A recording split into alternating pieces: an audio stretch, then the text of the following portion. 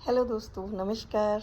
आज मैं फिर हाजिर हूँ अपने आसपास के वातावरण से प्रेरित होकर कुछ विचार, कुछ कहानी आपके साथ शेयर करने के लिए। तो मेरी आज की कहानी का शीर्षक है बंद आकाश खुला आकाश।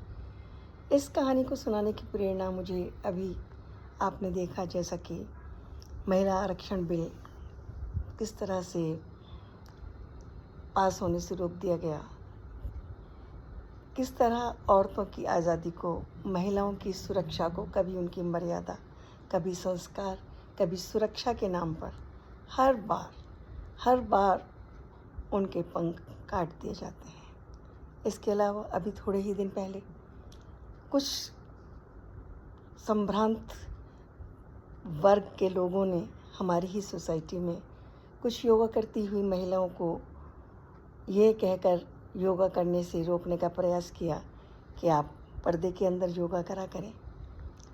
किस तरह महिलाओं को ये बताकर कि ये मर्यादित व्यवहार नहीं है, इसमें आपकी सुरक्षा निहित नहीं है।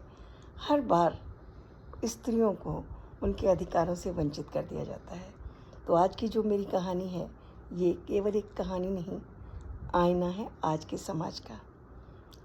एक लड़का था जो एक दिन अपने घर में एक हरा तोता घर में ले आया और बड़े ही सुंदर पिंजरे में उसने रख दिया। वो केवल पिंजरा नहीं था, उसमें उसकी सहूलियत की हर चीज़ थी। खाना, दाना, पानी, हरी मिर्च, जो उसकी सबसे पसंदीदा चीज़ होती है। तोते को सब कुछ मिल रहा था, पर वो तोता उस पिंजरे के अंदर खुश नहीं था। वो कभी पिंजरे की सलाखों से अपना सिर टकराता, कभी जाकर फिर से कटोरी पर पानी पीता, फिर दोबारा से कोशिश करता बाहर आने की, पर क्योंकि वो पिंजरे में था, वो नहीं आ सकता था। धीरे धीरे वो उस पिंजरे का आदी हो गया और उसने अब आवाज़ करना बंद कर दिया। पहले वो बहुत ज़ोर ज़ोर से चिल्लाता था, पर अब उसने चिल्लाना बंद कर दिया। परिवार के लोग उस तोते को पाकर बहुत खुश थे। कभी उसे अपनी भाषा सिखाते, कभी उससे राम राम कहलवाते। तोता भी धीरे धीरे उनकी भाषा सीखने लगा। कुछ आवाज़ें करता, कुछ बोलता, लोगों का मन बहलाता, लोगों का मनोरंजन करता। दिन बीतते जा रहे थे। एक दिन अचानक एक तोतों का झुंड उनके घर के आसपास से गुजरा। उस झुंड को देखकर अचानक वो तोता बदहवास सा अपने पंख फड़फड़ाने लगा, तेजी से अपना सिर पटकने लगा, जैसे कि वो कह रहा हो कि मैं भी आज़ाद होना चाहता हूँ, मैं भी उड़ना चाहता हूँ, मुझे भी इनके साथ उड़ना है। पर शायद किसी ने उसके दर्द को नहीं पहचाना। बस सब लोग देखते रहे, पर क्योंकि अब तक उस तोते से बहुत प्यार करने लगे थे, तो वो नहीं चाहते थे कि वो उनसे दूर जाए। और तोते के लाख चिल्लाने के बावजूद किसी ने उसकी इस फड़फड़ाहट, इस दर्द को महसूस नहीं किया। पंछियों का झुंड उड़ गया। तोता फिर से उसी तरह अपने आप को सामान्य महसूस करने लगा। फिर से वह अपनी छोटी छोटी सी बातों से लोगों का दिल बहलाने लगा। अचानक उस लड़के के मन में विचार आया, उस दिन की उसकी स्थिति देखकर, कि इसके वो एक बार आज़ाद करने की कोशिश की जाए। और उसने बंद कमरे में उसके पिंजरे को खोल दिया। पिंजरा खुलते ही तोता थोड़ी दूर उड़ा।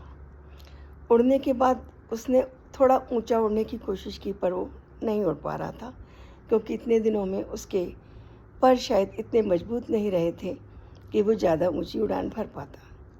धीरे धीरे जब वो उड़ने लगा तो लड़के का प्रेम फिर से उसके आड़े आया।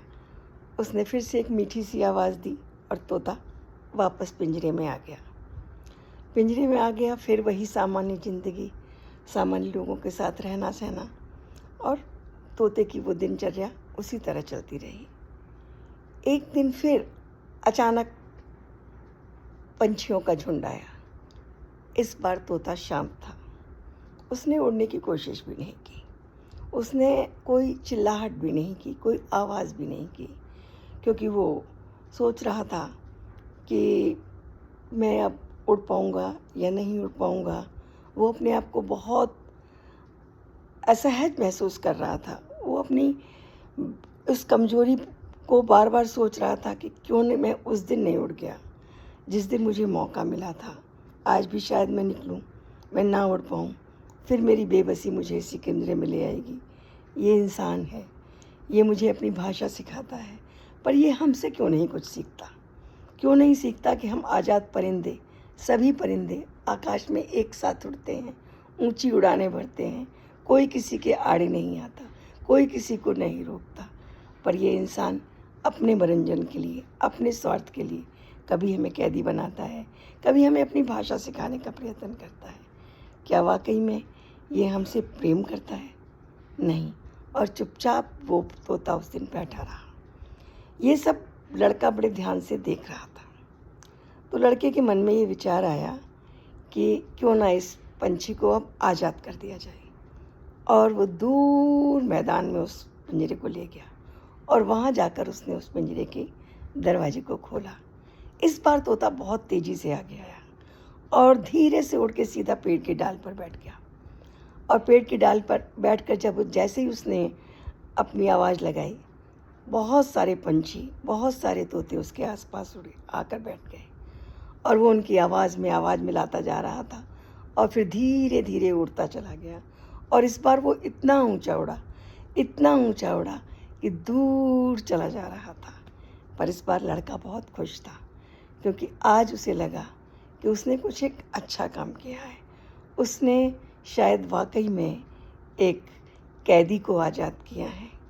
तो लोगों, दोस्तों, हम किसी कानून से, किसी अधिकार से कोई चीज़ें बांधी नहीं जा सकती, किसी को स्वतंत्रता दी नहीं जा सकती।